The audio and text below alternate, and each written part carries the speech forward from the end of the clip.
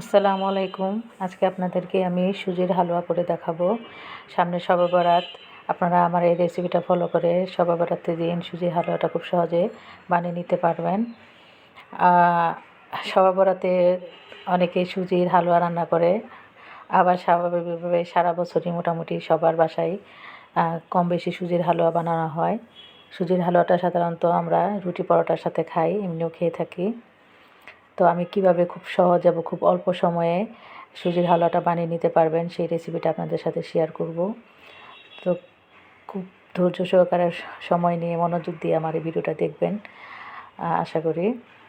তো সুজির হালুয়া বানানোর জন্য আমি এখানে প্যাকেটের সুজি ব্যবহার করেছি। আপনারা চাইলে যে কোনো সুজি ব্যবহার করতে পারেন, মোটা দানার সুজি বা চিকন দানার সুজি, যে কোনো সুজি দিয়ে আপনারা এই হালুয়াটা খুব সহজে বানিয়ে নিতে পারবেন। তো চলুন কথা না বাড়িয়ে রেসিপিটা শুরু করি।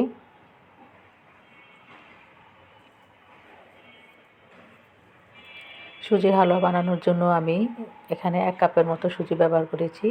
আপনারা চাইলে এটা কম বেশি বাড়িয়ে নিতে পারেন। তো এখানে আমি প্রথমে একটি চুলায় প্যান বসিয়ে দিয়েছি। 1/2 কাপের মতো এখানে সয়াবিন তেল দিয়েছি। তেলটা গরম হয়ে গেলে আমি গরম মশলা দেবো। এখানে 2 টুকরা দারচিনি, 3টা এলাচ দিয়েছি। আর তেলটা গরম হয়েছে কিনা এটা বোঝার জন্য একটু সুজি দিয়ে দেখলাম। সুজিটা যখন দেওয়ার সাথে সাথে ফুলে উঠেছে তখনই বুঝে নেবেন যে পারফেক্ট সময় হয়েছে সুজিগুলি দিয়ে দেওয়ার।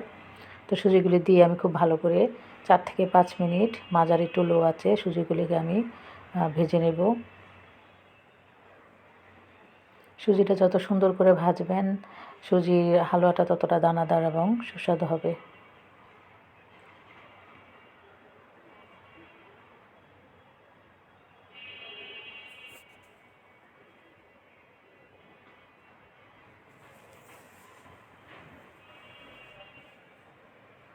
এখানে আমি সয়াবিন তেল ব্যবহার করেছি। আপনারা চাইলে পুরোটাই ঘি দিয়ে হালুয়াটা করতে পারেন।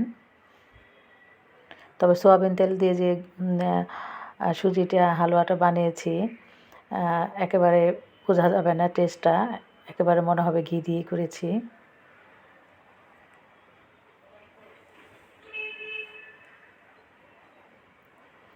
এখানে 1 চিমটির মতো লবণ দিলাম। যে কোনো মিষ্টি খাবারে অল্প একটু লবণ দিলে খাবারের স্বাদটা আরও বেড়ে যায়।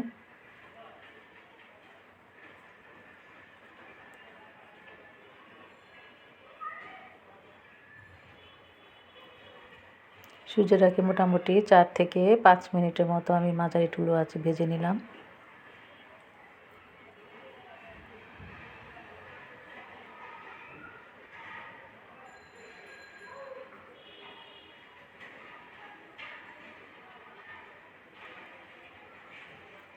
সুজিটা যখন ভাজবেন অবশ্যই চুলার আঁচটা একেবারে লো করে রাখবেন, নাহলে পুড়ে যাবে।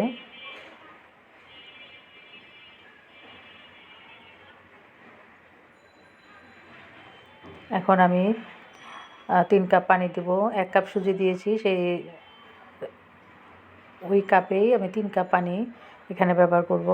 3 কাপ পানি দিয়ে অনবরত নাড়তে হবে, নাহলে সুজিগুলি দলা পেকে যাবে।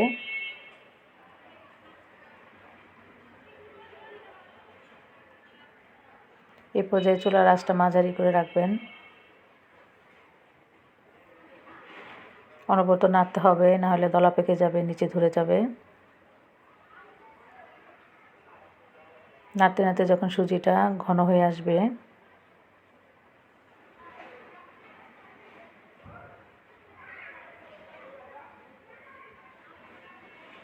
ওই পর্যায়ে আমি এখানে 1 কাপের থেকে একটু কম চিনি দিয়েছি। আপনারা চাইলে চিনিটা একটু বাড়িয়ে দিতে পারেন বা কমিয়েও দিতে পারেন।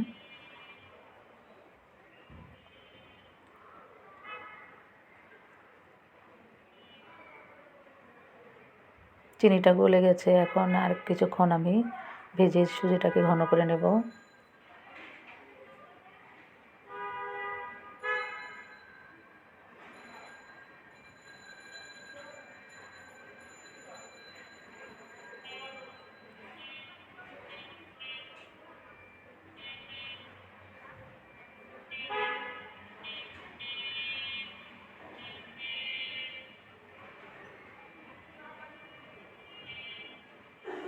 এই পর্যায়ে আমি 2 টেবিল চামচের মতো গুঁড়া দুধ দিয়ে দিচ্ছি।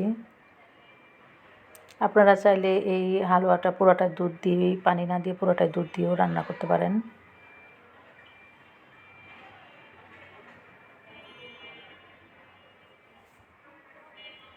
গুঁড়া দুধ দিয়ে আরও 3-4 মিনিট আমি লো আঁচে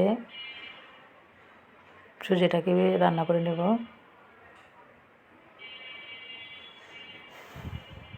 এখন শেষ পর্যায়ে নামানোর আগে 1 টেবিল চামচের মতো ঘি দিয়ে দিচ্ছি। শেষ পর্যায়ে এসে ঘি দিলে স্মেলটাও ভালো আসে এবং খেতেও খুব মজা হয়। ঘিয়ের একটা ফ্লেভার থাকে হালুয়ার মধ্যে। ঘি দিয়ে 1 মিনিটের মতো ভেজে নামিয়ে নিব।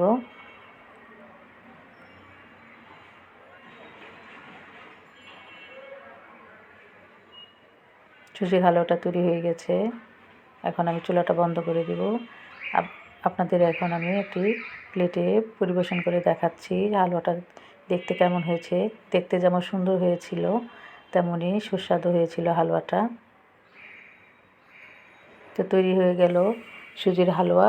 আশা করি আমার এই হালুয়ার রেসিপিটা আপনাদের ভালো লেগেছে এবং অবশ্যই আপনারা শবে বরাতে এই হালুয়াটা আমার এই রেসিপিটা ফলো করে বানাবেন। খুব সহজ এবং খুব অল্প সময়ে হালুয়াটা তৈরি করা যায়।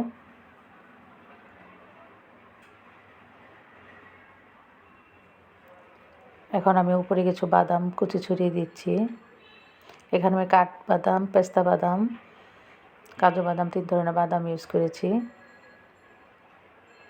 আপনারা চাইলে এখানে কিশমিশও ব্যবহার করতে পারেন, কিন্তু আমি কিশমিশটা আমার কেন জানি ভালো লাগে না, আমার বাচ্চারা পছন্দ করে না, তাই আমি কিশমিশটা দিইনি। আপনারা অবশ্যই কিশমিশ যারা পছন্দ করেন হালুয়াতে দিবেন।